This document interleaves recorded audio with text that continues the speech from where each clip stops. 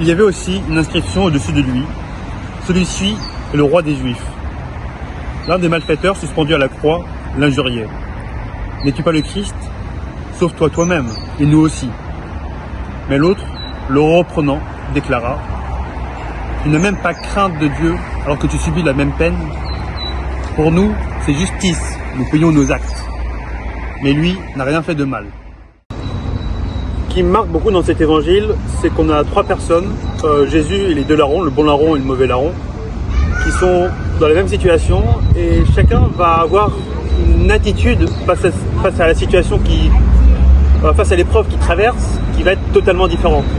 Et donc on a le mauvais larron, alors on comprend qu'ils sont tous les trois en souffrance, et donc on comprend que le mauvais larron il soit en colère et qu'il proteste contre Jésus.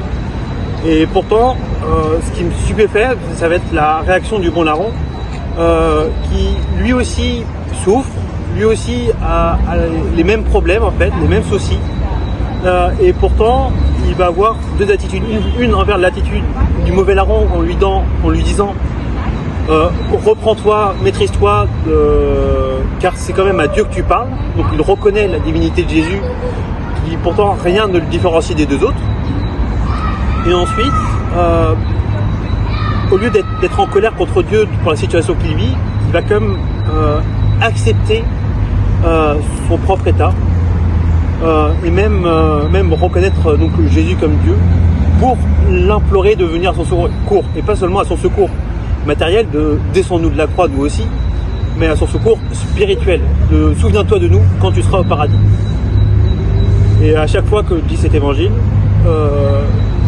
tout ce que je veux, tout ce que j'espère, c'est de pouvoir être un jour dans le même état en fait que le bon larron, en tout cas dans la même attitude que le bon larron.